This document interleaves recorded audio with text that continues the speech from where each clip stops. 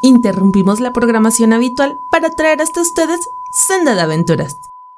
Bienvenidos a Senda de Aventuras, el podcast rolero de variedad, donde yo, el Master Khan y mi compañera Mona Cribos platicaremos sobre temas diversos del mundo del rol. Y por fin estamos aquí en la segunda parte de la historia de Dungeons and Dragons, que en la primera parte, recordemos un poco, vimos todo como que el génesis, no solo de Dungeons and Dragons, sino un poco de los juegos de rol, digámoslo, modernos. Ok, sí. Además de la génesis de la Gen Con y ese tipo de cosas, ¿no? El único motivo por el que sacaré visa, la Gen Con, la Comic Con y la WonderCon. Bueno, pocas cosas que te motivan a ir a la embajada de americana, ¿no? Y dejar que te revisen hasta tu cartilla de vacunación. Dios. Literal. Sí, literalmente. Literal. Pero bueno. Pues ya ves, la última vez que no lo hicieron, ve cómo terminó el mundo, ¿no? Pero en fin. Bueno, como decía en el capítulo anterior, pues revisamos toda esta génesis de la primera edición de Dungeons and Dragons. Revisamos cómo se creó, de dónde salió la idea, e inclusive cuántas, digamos, versiones hubo, ¿no? Ahora veo que hay como una especie como de confusión cuando hablas de Advanced Dungeons and Dragons. Curiosamente, el famoso Advanced Dungeons and Dragons es la segunda edición, ¿no? Pero pues recordemos ahí que estaba el básico, el avanzado, el experto y el inmortal. Eran esos diferentes y cada uno tenía sus propias aventuras y dificultades asociadas, ¿no? Pero nos quedamos cuando fue lanzada justamente la segunda edición de Advanced Dungeons and Dragons. Así que volvamos al, no sé si fue bello o horrendo, año de 1989. Yo estaba muy chico en ese momento. Tenía un año. Como para saber cómo estaba el mundo. Pero en ese momento era lanzado la segunda edición de Advanced Dungeons and Dragons. Habíamos quedado que su producción había tardado aproximadamente unos 2 años en completarse, puesto que todo había empezado desde el 87, donde se había ya creado una idea de que se necesitaba sacar una segunda edición, ¿no? Que es algo curioso de Dungeons and Dragons, que a diferencia de libros tal cual, sus ediciones cambian completamente el sistema de juego, ¿no? O por lo menos tiene una renovación de una gran parte, porque en otros juegos, por ejemplo, como Call of Cthulhu, los cambios son mínimos o son revisiones o son erratas o cosillas de ese tipo. Y entonces una aventura de Call of Cthulhu de la primera edición es muy fácilmente convertible a séptima edición. Entonces, cosa que en Dungeons and Dragons es un poco más de trabajo. Pasarla de primera a segunda, de segunda a tercera, de tercera a cuarta y cuarta a quinta. A lo mejor es más fácil ahora pasarla de primera a quinta, ¿no? O todo a quinta. Porque es relativamente más amigable el sistema para hacer ese tipo de hacks. Yo creo que por eso están reeditando tantas historias. Ajá. Pero aunque no la estuvieran haciendo, es muy fácil hacerlo para ti. Entonces, pues ahí va la cosa, ¿no? Pero quedamos que en este año de 1989 es lanzado el Dungeon Master Guide, el Player's Handbook y el Monster Compendiums volumen 1, 2 y 3. Y además de los suplementos del Complete Fighter Handbook y el Complete Thieves Handbook, ¿vale? Eso fue todo lo que salió en el lanzamiento en el mismo año que salió la segunda edición de Advanced Dungeons and Dragons. Pero en algún momento del desarrollo y el éxito que sufrió D&D, Gary Gygax pensó en lanzar esta segunda edición, como les había dicho, y traería una actualización de reglas. Ya no serían las que serían como la herencia esta de Chainmail, sino como pudimos apreciar en el capítulo anterior, las reglas estaban básicamente parcheadas con muchos de los suplementos que sacaron. Cada quien tuvo como su propia versión del juego y en algunas ocasiones se podían sentir o los que llegaron a hacer los tests o eso, decían que las reglas eran demasiado caseras, ¿no? Uh-huh. Sin embargo, en segunda edición no fue tan fácil segunda edición no fue tan fácil que viera la luz del día. Así que yo sé que acabo de empezar con que en 1989 se sacó la segunda edición. Pero vamos a regresar un poco antes porque pasaron cositas que para no hacer el capítulo anterior muy largo, decidí dejar hasta este, pero que son importantes para lo que fue el desarrollo de Dungeons and Dragons de allá en adelante. Así que regresemos al año de 1984. Ok. ¿Vale? Donde Gygax ya no estaba tan metido en las operaciones de TCR, que fue la empresa original que lanzó D&D, porque en ese momento él estaba interesado en producir una película de Dungeons and Dragons y por lo tanto le había dejado básicamente todo el trabajo directivo y gerencial a Kevin y Brian Bloom, que como recordemos eran parte de los accionistas y que en este momento uno de los dos tenía la mayoría de las acciones, ¿no? Dejando a Gygax básicamente como un empleado en la compañía. Y estos pues eran encargados de la operación diaria. Aparentemente, y esto era muy importante, imagínate lo que hubiera sido la película, porque Gygax llegó a un acuerdo con Orson Welles para protagonizar la cinta. Wow. ¿Vale?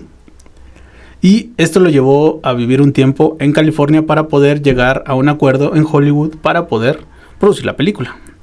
Sin embargo, recibió noticias directamente desde Lago Ginebra. Noticias que tenían que ver con TCR y sus problemas financieros, y pareciera que Kevin Bloom, uno de los accionistas, quería comprar la compañía por medio de las adquisiciones de los otros socios. Recordemos que Kevin Bloom era padre de Brian Bloom, que te acordarás que lo que hizo fue como, vamos a pedirle dinero a mi papá para comprar todo, y al final vato lo que quería hacer era, pues, ¿saben qué? Les compro la compañía a ustedes y ya veo cómo, ¿no? Y era un poco raro porque TCR, que estuviera en crisis, era un poco ilógico considerando que facturaba de cerca de $30 millones al año. Y aún con eso les costaba llegar a tener incluso ganancias o algunos meses llegar al punto de equilibrio, que es mantener las operaciones básicas. Sí, y qué raro. No, aparte $30 millones del 84 es dinero. Es un montón de dinero. Así como se nos hace raro a ti y a mí pues, ¿en dónde te gastas $30 millones? Pues a Gygax también se le hizo raro, por lo que investigó un poco el problema y determinó que la causa de la crisis fue causada por, obviamente, la mala administración de Kevin Bloom. Es decir, tenían un exceso de inventario, exceso de personal, demasiados autos de la compañía y algunos proyectos cuestionables e incluso costosos, como, y esto me dio mucha risa, el dragado de un naufragio del siglo XIX para intentar rescatar, pues, no sé, un tesoro o los restos del barco, ¿vale? Okay. Lo cual es una jalada. Por lo que aquí es donde me detengo a hacer la recomendación. Si quieren saber más sobre cómo se llevó a cabo todas estas ondas, les recomiendo el libro de Empire of the Imagination, Gary Gygax and the Birth of the Dungeons and Dragons, que es el libro donde me estoy basando para darles todos esos datos. Pero ahí viene, por supuesto, mucho mejor explicado. No es tan viejo, de hecho es de 2015 y es de Michael Whitwer. ¿Vale? Por si tienen ganas de saber cómo es la historia completa, ahí está perfectamente explicado. El dragado del naufragio. Imagínate, o sea, ¿cuánto cuesta buscar tesoros? Bueno, carísimo. Carísimo por el tipo de equipos que se ocupan, más para naufragios porque se tienen que utilizar sonares, se tienen que pagar buzos especiales, tienes que pagar equipo de alta especialidad, valga la redundancia, y a científicos especialistas, porque no cualquier oceanógrafo se avienta a hacer eso. Aparte tienes que contratar historiadores que te ubiquen en la situación, en el año, darte un contexto y decirte, sí, mira, por aquí se cree de acuerdo a los manuscritos o a los libros o las crónicas de sí hay crónicas, sí no hay crónicas. Toda esa investigación pues es un varísimo. Correcto. Y luego, para que no encuentren nada. Y eso suponiendo que se fueron a investigar al Sisi de Acapulco y no y no una pinche fosa prácticamente inaccesible, ¿no? Sí, de Acapulco todavía seguirá abierto. No creo que ya no. O a lo mejor lo tomaron los delfines, ¿no? Se rebelaron ante sus amos. Y dijeron, no, pues, ¿qué creen? Ya valió verga, jóvenes. ¿Y sabes qué les dijeron? Justamente así se les dijeron. Aquí voy a poner un sonido de delfín. Para que la gente no escuche tu pésima interpretación del delfín. Puedes poner una notita que diga Mon imitando un delfín. Ajá. Insultos en delfín. Insultos en delfín. Bueno, debido a estos excesos, Hay una patita. Como decíamos, debido a estos excesos, Gygax exigió la destitución de Bloom como CEO de TCR, que recordemos que llegó a ese cargo por tener una cantidad mayor de acciones cuando el amigo de Gygax murió. Sí. La junta directiva de TCR durante la gerencia de Bloom había pasado de 3 personas a volverse 6 personas. Originalmente eran nada más Gygax y los 2 Bloom. Uh-huh. Pero debido a una especie como de... ¿cómo le puedo decir? Cuando te dan un consejo o algo así. Dijeron que no, debería haber por lo menos 3 accionistas externos. Que son las otras 3 personas, que no tengo idea de quién sean, que pues estuvieron en el consejo directivo de TCR en ese momento. Gygax los trajo a una junta y pues como él propuso la destitución, el consejo estuvo de acuerdo, pero eso no arreglaría la situación financiera en la que estaban metidos. Así que la única opción de la junta, o la única opción que les dio la junta a Gygax, fue vender la compañía. ¿Es cuando se la vendieron a Hasbro? Nope. Gygax ejerció su opción de compra de acciones con el cual él solo llegaría a tener casi el 50% de la compañía. No el 50%, pero casi. Esto le dio la facultad de ser el socio mayoritario y poder nombrarse a sí mismo CEO de TCR. ¿Vale? Una vez hecho eso, decidió lanzar material que redituara y se puso en contacto una vez más con Dave Arneson, que recordemos que fue el que creó Blackmoor y que fue el que le dio como que todo este ambiente dungeonero a Dungeons and Dragons. Bueno, primero a Chainmail, ¿no? Y luego a Dungeons and Dragons.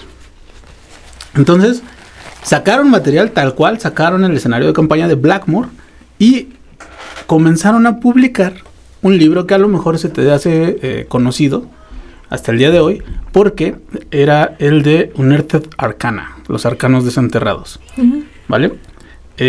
Para la primera edición de D&D. A lo mejor, si no te suena, no te preocupes, ahorita te explico. Porque Unearthed Arcana, ¿te acuerdas que te conté? Que habían sacado una serie de revistas, que eran las revistas Dragón, y en ese se publicaba material oficial de Dungeons and Dragons. Bueno. Que eran como 2 floppies. Ajá. No, bueno, no eran floppies, esas sí eran era una revista tal cual. No, pero me refiero a los floppies de Dungeons. Ah, sí. Y pues resulta que Unearthed Arcana hacía un compendio de las mejores reglas que habían salido en la Dragon Magazine y las imprimieron como un libro, ¿no? Como reglas opcionales para poder jugar Dungeons and Dragons. Y en el momento de lanzamiento de ese libro, básicamente el producto fue un éxito, ¿vale? Te digo que a lo mejor lo conocías, pero puede ser que no, porque hubo un segundo libro que se llamaba Arcanos Desenterrados, pero este ya fue producido por Wizard of the Coast, pero para la tercera edición de Dungeons and Dragons, ¿no? Que revisaba así muchas cosas. Y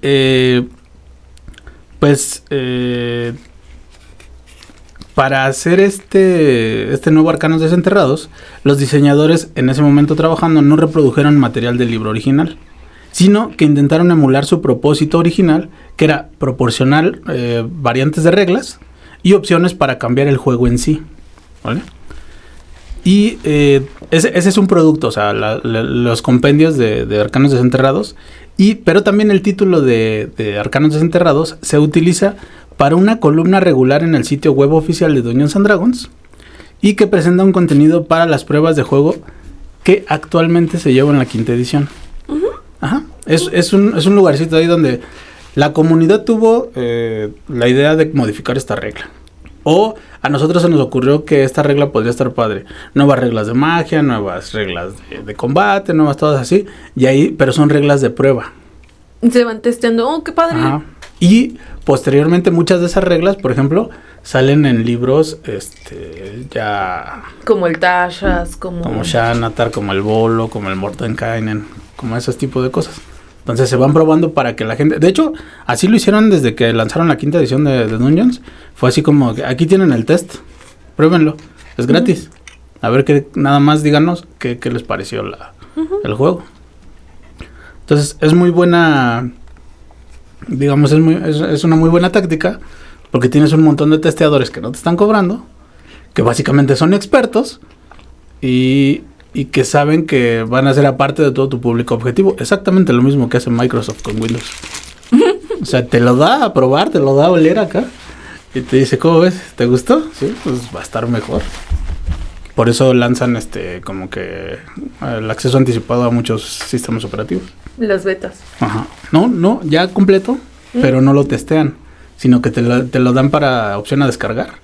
Y te dicen, pues si quieres descárgalo, ya está completo, pero con la opción de que enviar informes de errores, tus cosas de usuario, ¿no? Y eso se me hace como los precursores de las betas cerradas, porque poniéndolo en como estos juegos Morpg, cuando hace, no sé si te acuerdas que estuvo muy de moda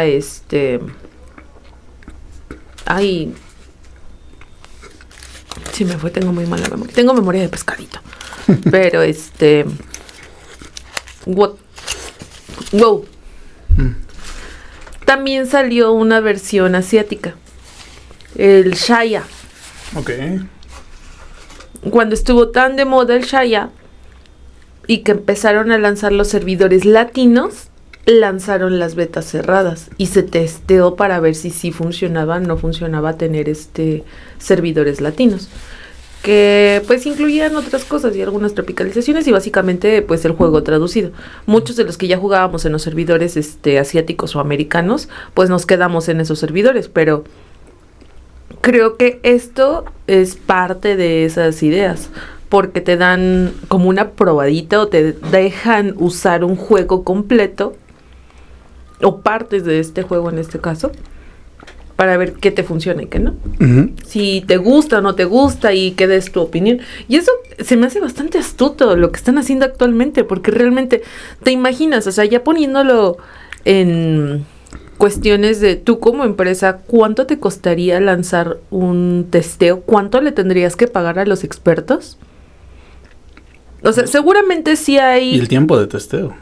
El tiempo, pero seguramente sí debe de haber mesas que testean sí, pagadas, pero tu muestra se amplía un montón por el simple hecho de que los subes. Tengan hijos míos, pruébenlo, jueguen. Además de que funciona como una validación de mercado previa que te dice, a lo mejor nosotros creemos que necesitamos pulir el producto, pero ellos dicen, no, así está bien, verga. ¿No? Porque si no sería como cuarta. Bueno, quién sabe. Ya, tal vez algún día lleguemos a la cuarta edición. Pero, como te decía, regresando un poco a la historia, ahora eso es lo que se llama un arte de arcana en Dungeons and Dragons, el testeo de estas pruebas. Pero no solo eso decidió sacar Gary Gygax, o sea, los suplementos para Blackmoor, Lunarte de Arcana, sino que también escribiría una novela ambientada en Greyhawk, llamada la Saga of Old City, ¿vale? Que en el momento en el que la sacó tuvo bastante éxito y que tendría una secuela llamada Artifact of Evil. También por ese tiempo Gygax contrataría a Lauren Williams como gerente de TCR. Principalmente como para dedicarse él a lo creativo, porque pues, eso era lo que le gustaba. Lo que le gustaba y lo que le salía bien, y dejarlo administrativo a alguien más, ¿vale? Entonces le dejó el puesto a esta mujer, Lorraine Williams, y él se fue a hacer y a escribir. La crisis financiera, gracias a estos lanzamientos, parecía haberse evitado, y pues Unearthed Arcana, como les decía, fue lanzado en julio de 1985. y la novela Artifact of Evil, el segundo tomo, un poco después ese mismo año, y esto pues todavía llegaría al mercado por parte de TCR y Gary Gygax de la mano. Pero por otro lado, recordemos que Kevin y Brian Bloom todavía tenían acciones de TCR, y en algún momento en este año decidieron vender estas acciones, y en su totalidad, juntando las acciones de los dos, eran más del 50% de la compañía de TCR. Todas estas acciones fueron compradas por una sola persona, quien después de la transacción se volvería el socio mayoritario. Este nuevo accionista mayoritario inmediatamente destituyó y reemplazó a Gygax como CEO de TCR. Y no solo eso, también le aseguró de que todos en TCR se enteraran de que Gygax no volvería a hacer contribuciones creativas para TCR. No sabemos por qué, o no alcancé a entender por qué la hazaña, pero se encargó de que Gygax no volviera a escribir para TCR. Wow. Desde este punto te digo que Gygax no volvió a escribir para TCR. O sea, por eso es que ya no volvió a... Ahorita veremos eso. Pero eso es lo que te adelanto. Además de eso, algunos proyectos en los que Gygax trabajaba fueron archivados y nunca serían publicados. O sea que material escrito por Gygax posiblemente había un montón para D&D, pero los echaron a la bóveda. Gygax, por supuesto, pelearía, pero perdería en los tribunales.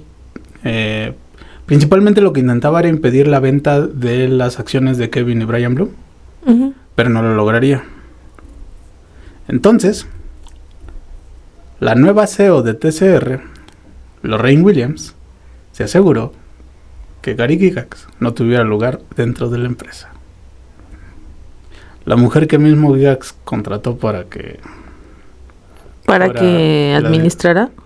Fue la que le quitó TCR. ¿Cómo crees? En octubre de 1986, Gygax renunciaría a TCR y buscaría llevarse los derechos sobre sus obras y sobre todo sobre sus personajes.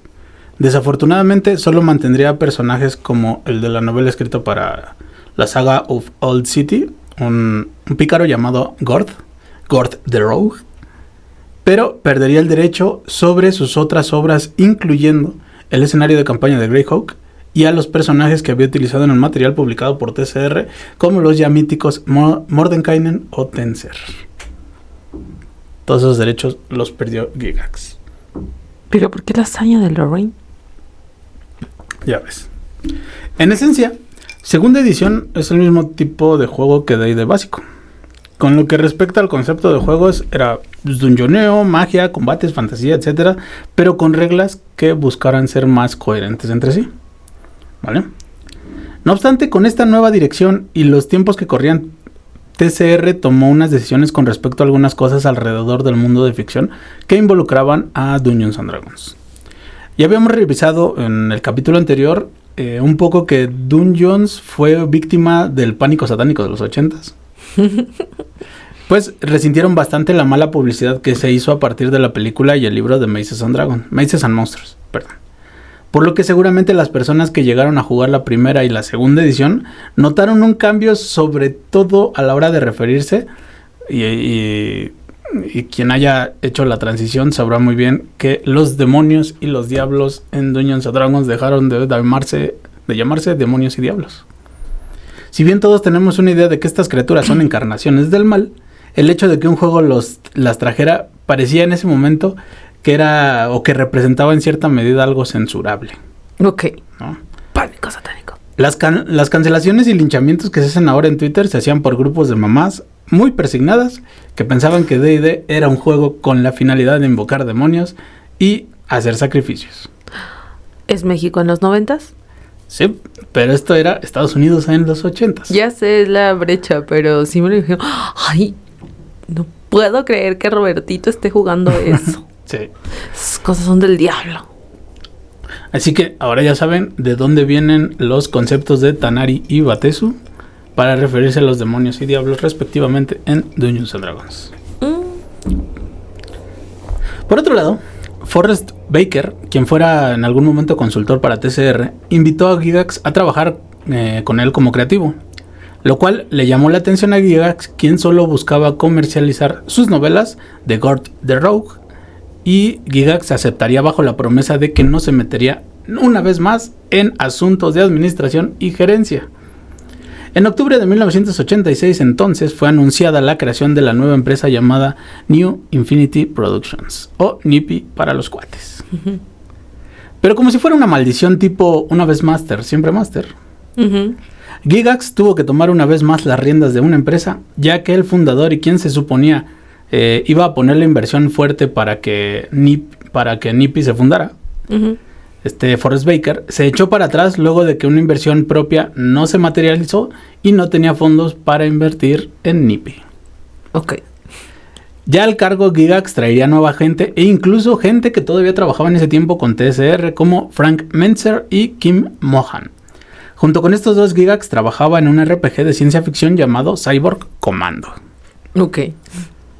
Un juego un poco extraño, no muy famoso, y estaba ambientado en el año 2035, donde el mundo estaba en medio de una invasión de Xenoborgs, que eran una especie de aliens, con la intención de, obviamente, conquistar el mundo.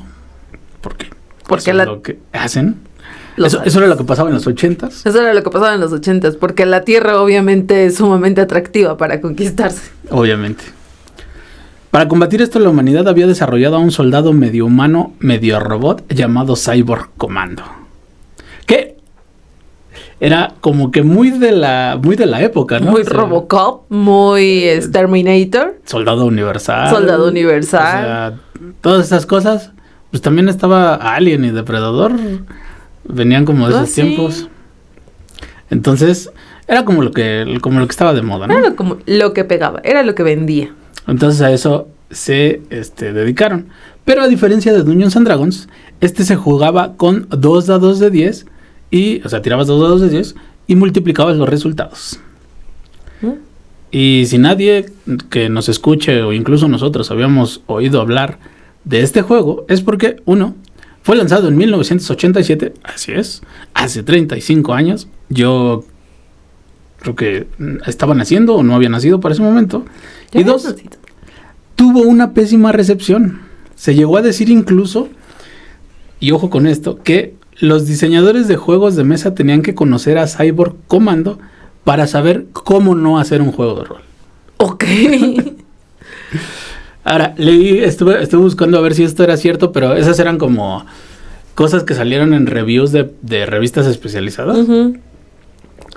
Y que en realidad ya en un vistazo hacia atrás no era el peor juego de rol. Pero era como el hate que le tiraron en el momento que salió. Pues imagínate, o sea, era Gary Gygax sacando un nuevo juego de rol cuando Dungeons estaba haciendo uh-huh, el boom. Pues sí, es como ahorita, no sé, es que me atrevería a decir, bueno, esta es una pregunta para uno natural. A ver. ¿Cuál crees que es el juego de rol más popular? Dungeons and Dragons.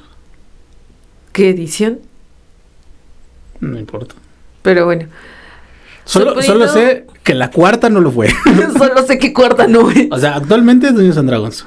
Pero, bueno, partiendo de eso. Y si nos vamos, digo, a términos amplios, yo diría que por lo menos cuando estuvo en auge la tercera edición, estaba muy peleado entre las comunidades de Vampiro y de Call of Cthulhu. E inclusive otras que venían de juegos que tenían una herencia como ochentera, pero yo creo que entre esos tres era como yo creo que estaban en ese orden: Dungeons, Vampiro y Call of Cthulhu. Fíjate que Call of Cthulhu no sé, pero porque yo nunca había escuchado de Call of Cthulhu hasta que platicamos tú y yo, básicamente. Y mira que sí vi varios juegos en otros sistemas, pero bueno, a lo que yo voy es que finalmente sí es otro sistema, es otro tipo de juego, algo que está rompiendo la norma y que no es así como popular o que no les llama la atención, porque vamos a ser honestos también, ¿quiénes reseñan los juegos? ¿Quiénes reseñan las revistas? No, no son expertos que están ahí atrás de un escritorio nada más, sino son gente como nosotros, igual de ñoña, que lo hace y que tuvo la suerte de tener ciertos contactos o durante todo su tiempo trató de posicionarse para dedicarse a eso. Pero también hay cierto sesgo en el cual puede decir, no manches, ¿cómo va a ser eso? Y pues le pudieron haber tirado bastante hate. Ahora, habría que revisarlo. Sí, definitivamente. Tener una opinión personal. Definitivamente sería una historia interesante, pero... imagínate que alguien se decidiera hacer una historia de todos los productos que fracasaron. Que son exponencialmente más que los que sí tuvieron éxito. Uh-huh. Entonces, también es complicado que a un producto que no tuvo éxito le hagas una historia. Pues sí. ¿No? En este caso, sobre todo porque no era un juego relativamente novedoso. No sé, o sea, ya traía mecánicas vistas. Lo único que parecía que aquí los sistemas se los sacaban de donde pudieran, ¿no? Entonces, pues eso fue lo que pasó en ese momento. Y a los que había traído Gygax, Mentzer y Mohan, también habían escrito una serie de aventuras genéricas, o sea, sin un sistema específico, llamadas Gary Gygax Present Fantasy Meister. Ok. ¿No?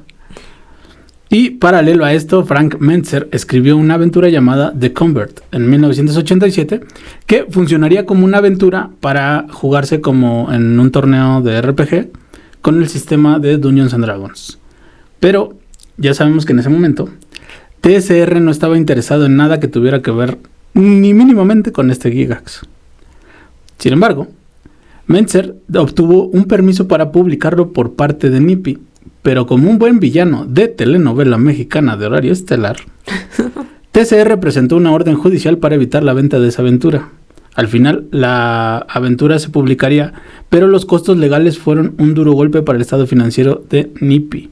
Y presentaron la denuncia o la demanda, principalmente porque no había nada escrito, no había nada firmado. A pesar de que el vato se presentó ante TSR y les dijo, todo el acuerdo fue verbal. Uh-huh. Y entonces ellos lo que hicieron fue, sí, pues, toma. Bueno, tomando en cuenta que en Estados Unidos te pueden demandar por un aguacatazo. Pues sí. Pero continuemos con la historia. Uh-huh. Para 1990 sale uno de los escenarios de campaña que, en lo personal, tienen más personalidad de todos los escenarios de campaña de Dungeons and Dragons. Ravenloft. Uh-huh. Un favorito personal, debo decir, pero que tiene orígenes bastante antiguos, ¿vale? Recordemos que, digamos, la historia de Dungeons and Dragons nos llevó hasta finales de los 60, principios de los 70 y uh-huh. por ahí. Bueno, resulta que a finales de la década de 1970, Tracy Ray Hickman, después de jugar una sesión que según se dice fue decepcionante de Dungeons and Dragons básico, más que nada porque dentro del juego, recordemos que en ese momento se estaba jugando como que el arquetipo de Blackmore, uh-huh. que era mételos a un dungeon y en el dungeon hagan... A ver cómo salen. Entonces, él se decepcionó más que nada por el arquetipo de vampiro que se tenía en D&D y que a Hickman, no le hacía sentido como un vampiro. Estaría en un dungeon junto con zombies, duendes y otros monstruos, considerado por Hickman como pues, los monstruos esos eran la pipitilla. Uh-huh. Los vampiros, después de Bram Stoker, tenían que ser condes que vivían en un castillo, ¿no?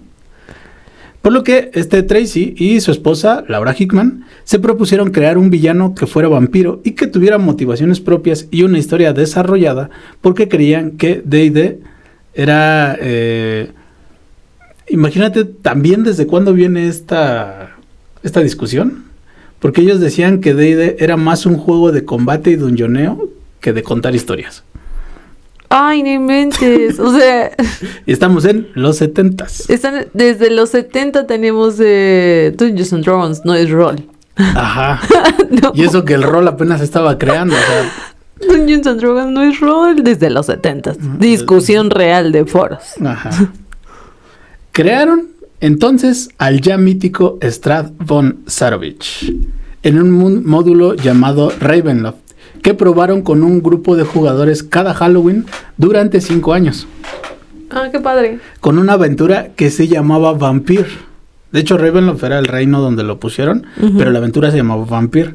Sin embargo, mientras estuvieron jugando esta aventura, resulta que se popularizó más por el nombre del lugar que usaban dentro del juego y, pues, por practicidad de que ya todos lo conocían, se quedó con el nombre de Ravenloft. ¿No?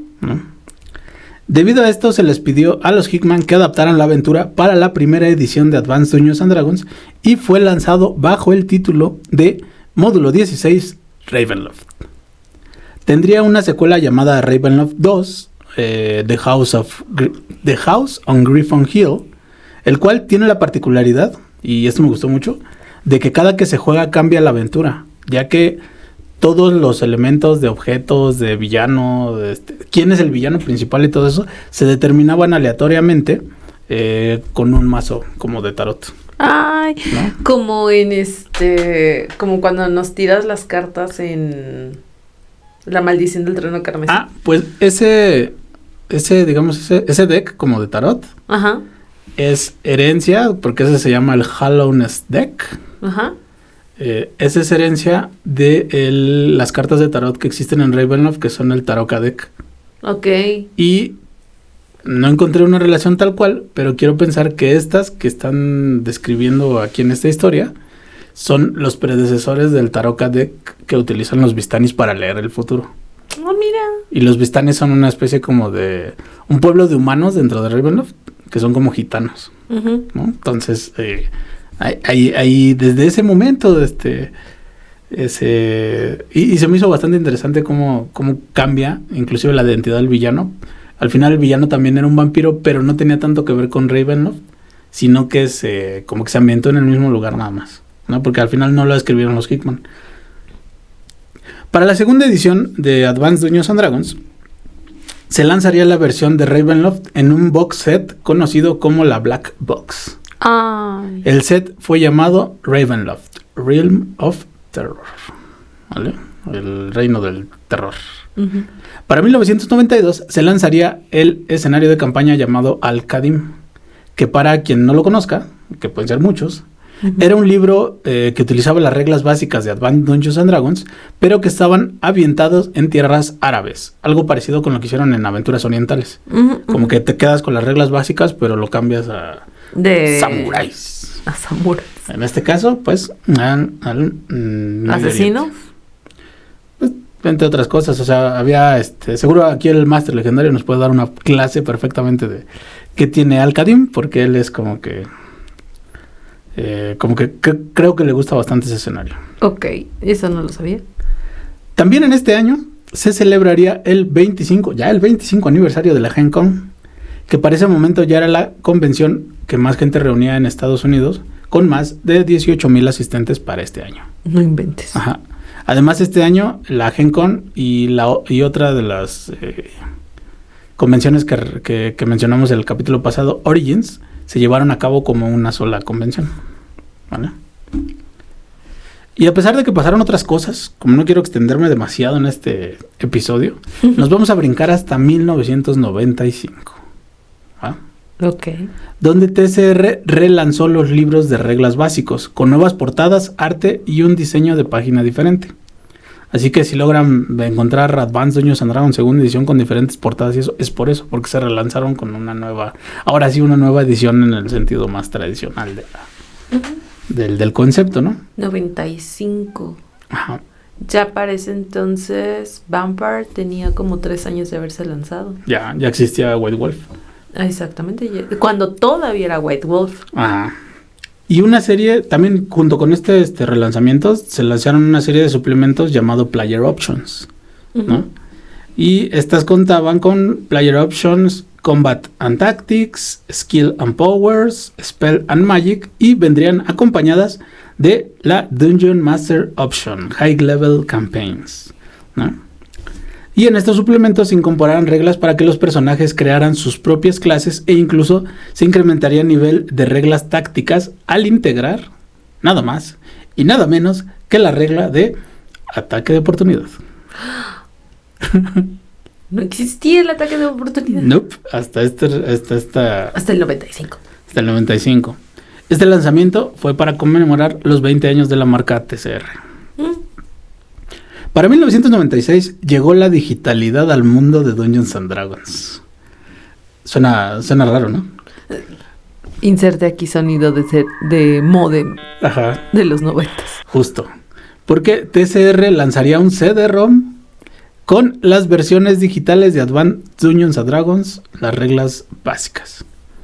En este podías encontrar algo que se llamaba, bueno, que se sigue usando de hecho, que se llama formato de texto enriquecido, que es un tipo de formato de texto que era propietario de Microsoft. Y además de apoyarse en los clásicos textos de ayuda que salen en Windows. Cada vez que le picas al ese que te sale puro texto y un chingo de texto como un manual. Uh-huh. Bueno, así estaba los manuales de Dungeons and Dragons. No tenían imágenes, simplemente era texto. Puro texto. Puro texto. Este CD-ROM estaba ideado para poder correr en Windows 3.1 o 95, pero también podía correr en Windows 98. Ajá. Por lo que se podrán imaginar que, si bien ya de por sí era aburrido leer un manual completo, ahora leerlo sin imágenes era el doble de aburrido, ¿no?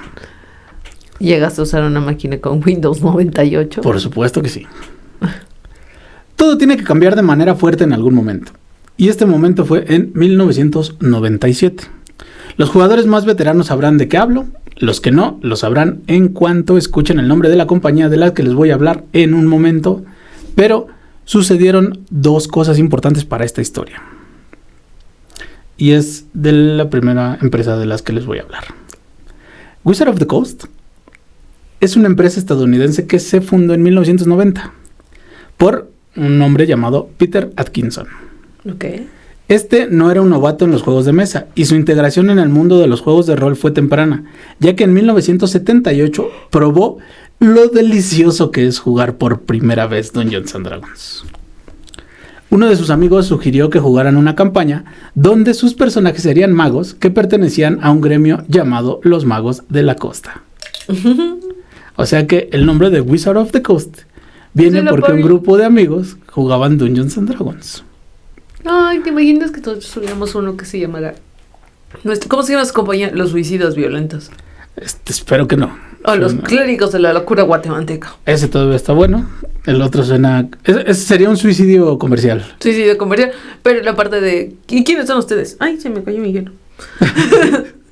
¿Y quiénes son ustedes? Somos los Clérigos de la Locura Guatemalteca. Sí. Y bueno, por obvio que parezca, este nombre le calaría muy profundamente a Peter Atkinson, y esto se nota en 1980 cuando publicó bajo el sello de Wizard of the Coast un wargame llamado Castles and Conquest. En 1981 crearía una campaña para Dungeons and Dragons llamada Chaldea, que es todo un setting llamado World of Chaldea, que de hecho, y esto es algo bien curioso, hasta el día de hoy sigue jugando. ¿A poco? Cuando la compañía de Wizard of the Coast se creó, publicaba juegos de rol como la tercera edición de Talislanta, un juego de rol de fantasía lanzado en 1987, que se jugaba con un sistema de 20, pero con una mecánica interesante de grados de éxito. O sea, tú tenías también tus bonificadores y lanzabas tu dado de 20. Ibas contra una dificultad. Y entonces, dependiendo qué tanto acertaras o qué tanto fallaras de la dificultad, era lo que iba a suceder. No era solo si la pasabas o no la pasabas. Entonces, iba con todo eso. Está interesante. Ajá. Entonces, tenían grados de éxito y fallo, desde percance, fracaso, éxito parcial, éxito total o éxito crítico, dependiendo de la dificultad de la tarea. Pero también tenían su propio juego de rol llamado The Primal Order. O juego de rol, entre comillas, porque era un suplemento ¿Para Dungeons? Para cualquier juego de rol. Ok.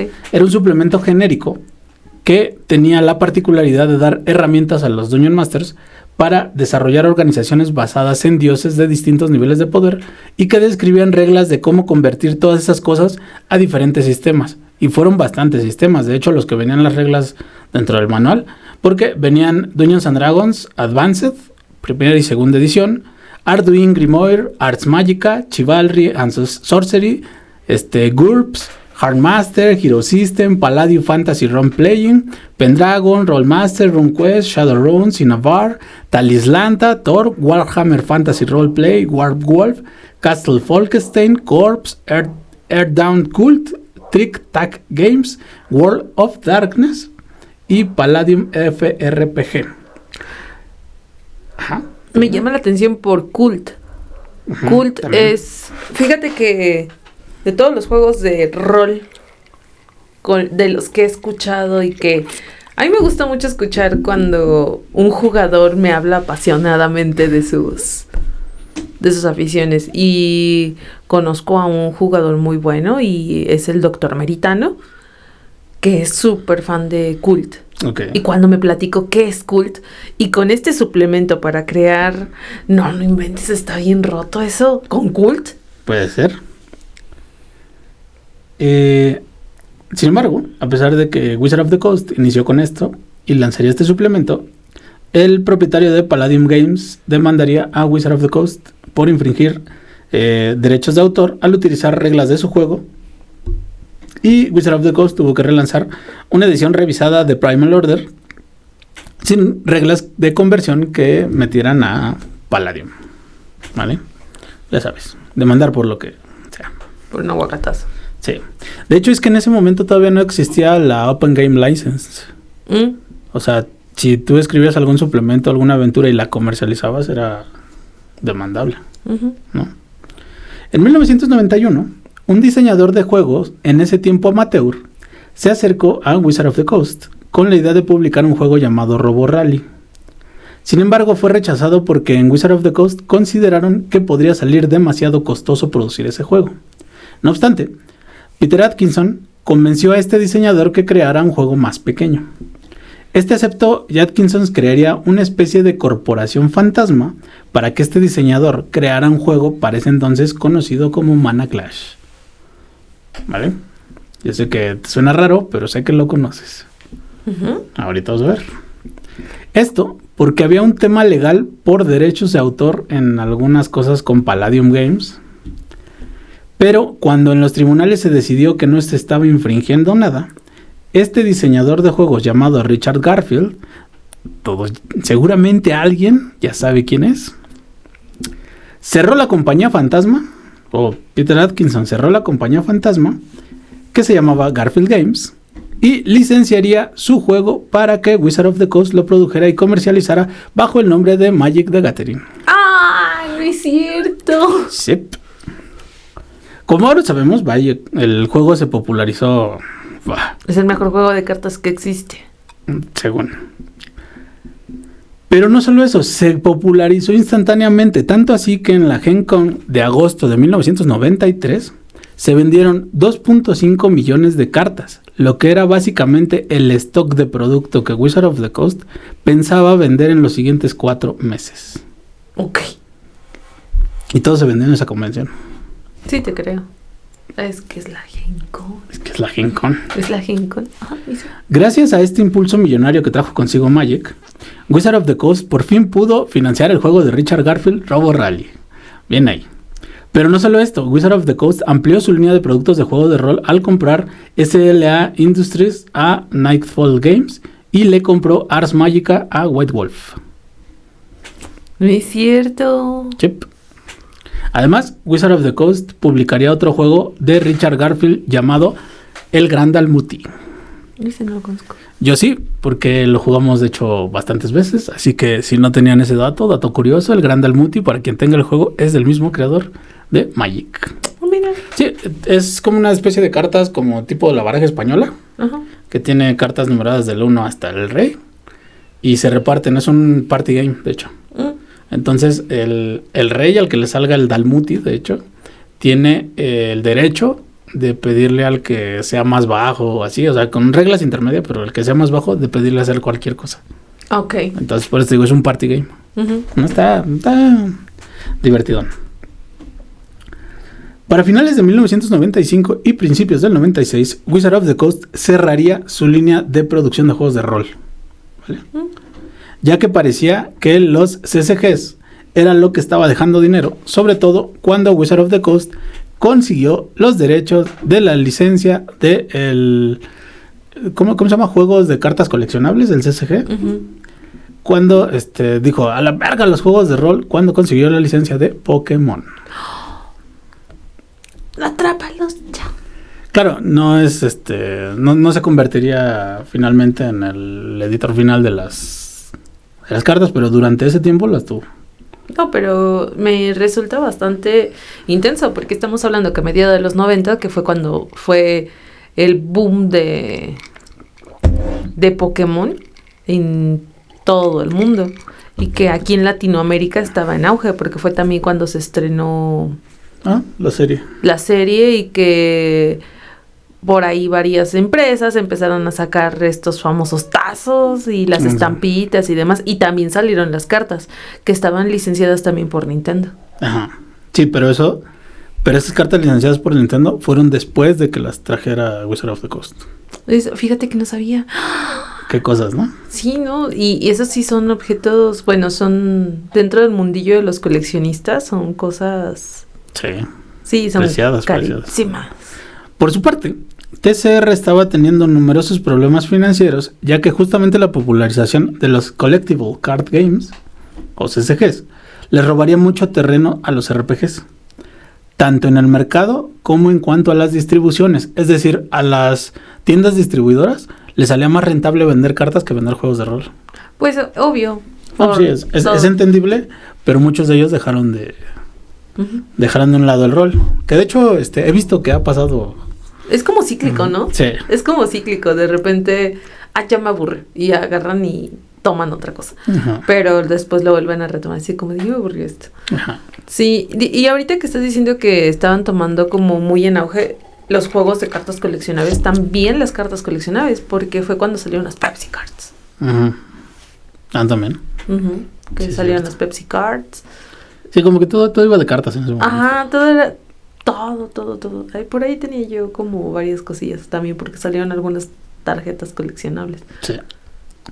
Pero bueno, en cierta medida, los que saben del tema creían que TCR habría desequilibrado a Dungeons and Dragons a través de una serie de suplementos que, ya sea porque modificaban en gran medida los escenarios de campaña o extendían mucho las reglas, parecía que habían dañado la viabilidad del juego a largo plazo.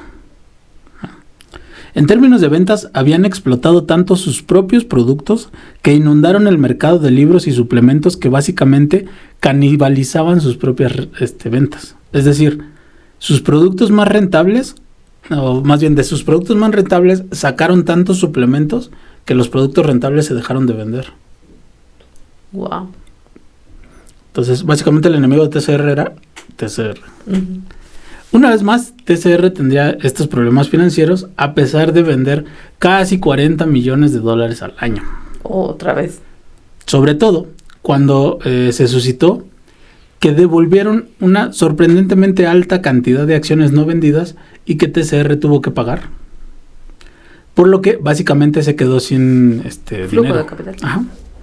Esto impactaría directamente en la posibilidad de poder financiar la impresión, el almacenaje y envío de productos a los de por sí ya pocos distribuidores de Dungeons and Dragons. Lo que significaba que básicamente no habría dinero para seguir autofinanciando la propia producción de Dungeons and Dragons.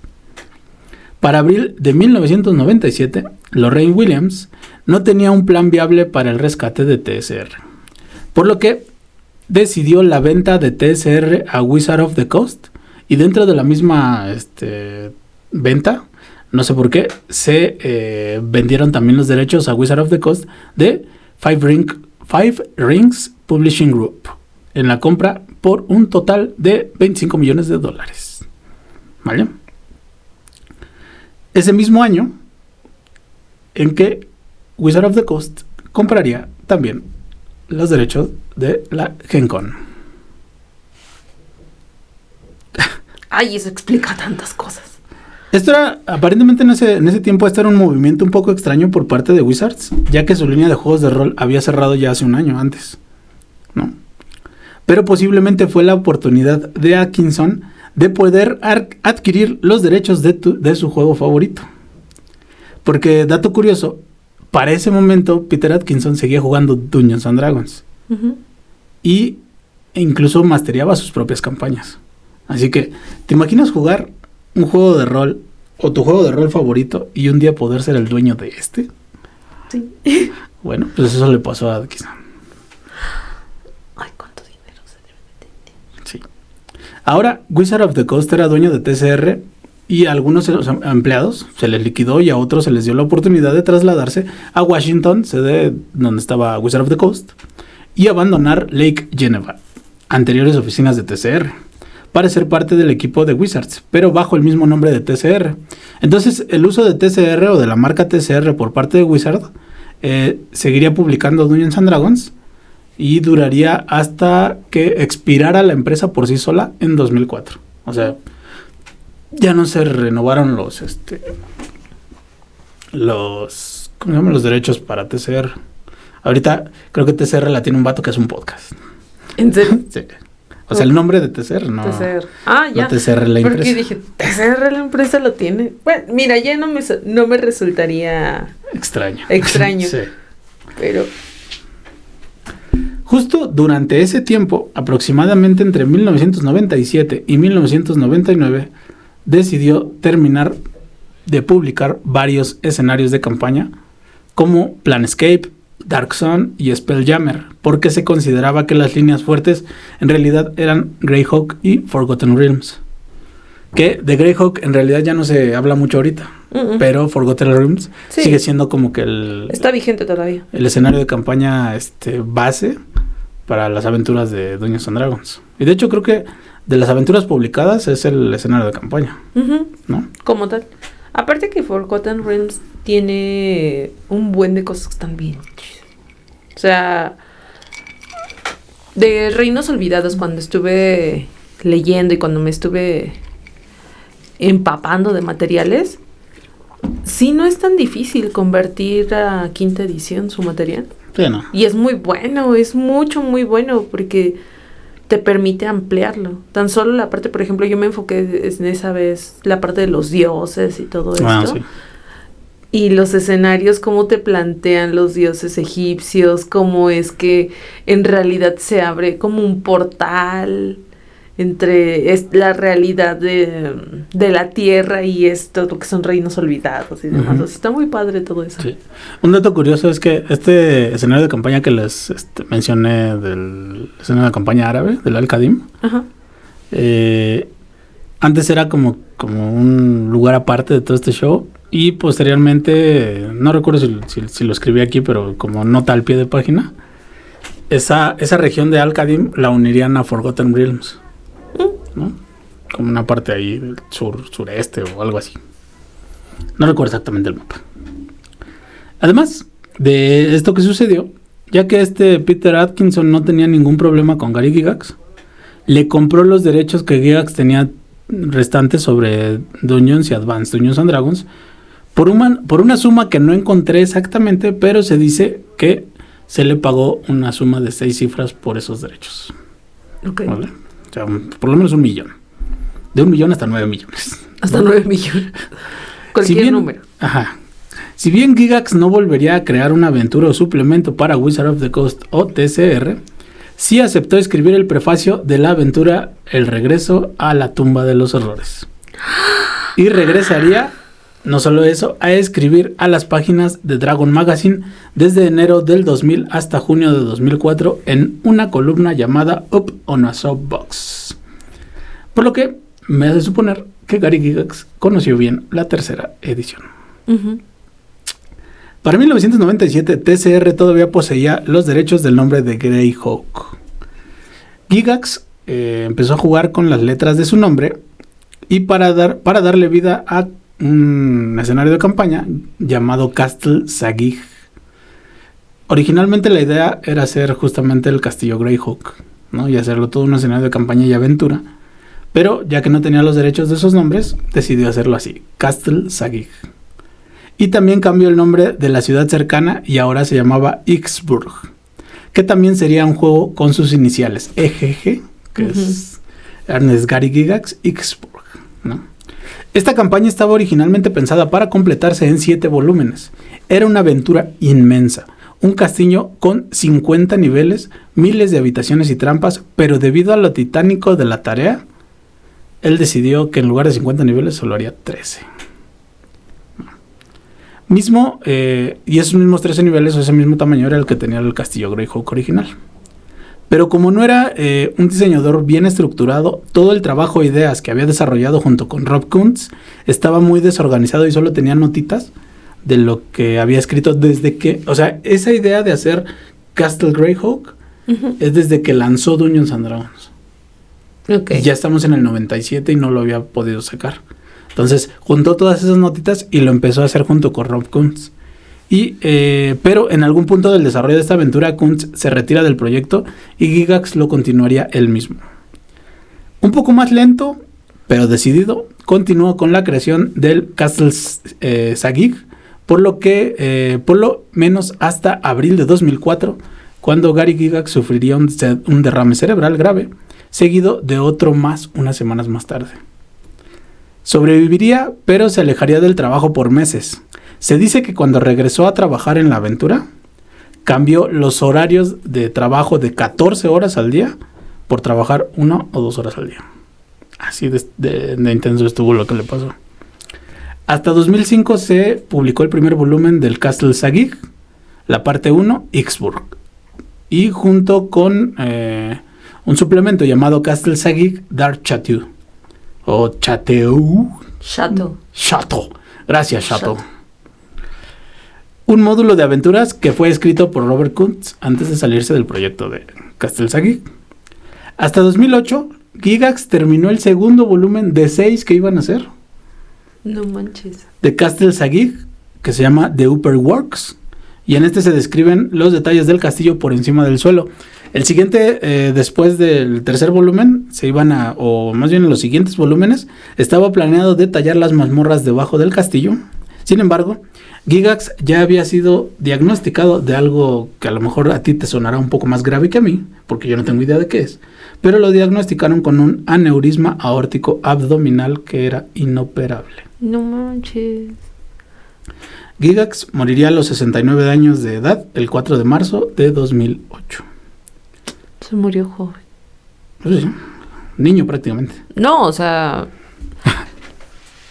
básicamente se le hizo como una bolsa en una arteria gruesa donde se adelgaza tanto el tejido de esa arteria que cualquier cosa la puede romper y se sale la sangre por ahí. Sí. De hecho, por ese motivo me decidí a que este tema fuera el primero para contar aquí en Tienda de Aventuras. Porque te recordarás que este podcast lo empezamos en marzo. Simplemente se nos hizo un poco tardado sacarlo, pero quería lanzarlo para esa fecha. Pero pues no se pudo, pero por lo menos el primer capítulo salió en marzo. El marzo. ¿No? Y entonces, bueno, ya sabemos eso. Regresamos. Hicimos una pequeña pausa para refrescarnos. Ay, por cierto, está haciendo mucho calor. Bastante. Pues, en 1999... una nota de la CNN correría creando un shock en el mercado de los juegos de cartas y de rol.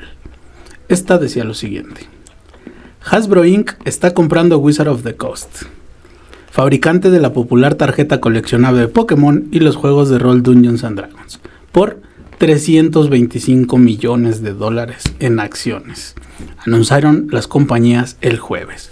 Hasbro desembolsará una parte de sus acciones en circulación a los accionistas privados de Wizard, que ya han acordado aprobar el acuerdo en su reunión anual de accionistas el 30 de septiembre.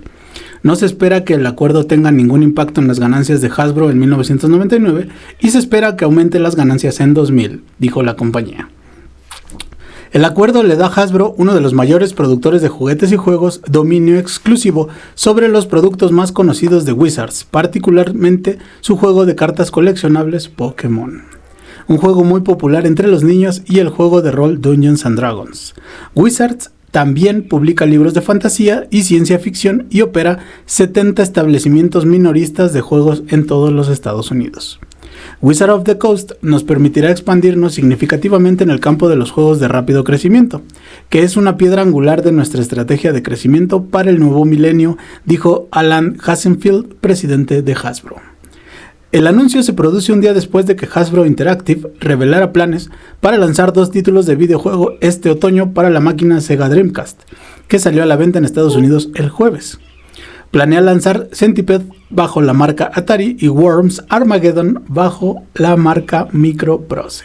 ¿No inventes Worms? Ajá. Es uno de los mejores juegos que existen. Hasbro Interactive es una unidad de Hasbro Matriz que trabaja con su biblioteca de juegos, juguetes y juegos de mesa y los convierte en juegos interactivos de computadora y de mano. Como puedes ver, en septiembre de 1999 Hasbro compró Wizard of the Coast por $325 millones, incluyendo los derechos de la Gen Con.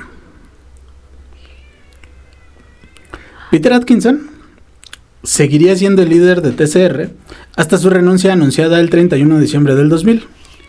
Y para 2002, Atkinson le compraría o recompraría los derechos a Hasbro para realizar la Gen Con, y de la cual es dueño hasta la actualidad. En una entrevista publicada en el portal The Gaming Outpost, Atkinson revelaría que en ese momento en el que se hizo la compra, él estaba dirigiendo 2 campañas de Dungeons & Dragons, una de las cuales era su setting de Chaldea, y jugando en otras 3, además de disfrutar juegos entre los que se encuentran Magic, Catán, Robo Rally, Call of Cthulhu, Vampiro, La Mascarada, obviamente. Obviamente. Y La Leyenda de los 5 Anillos.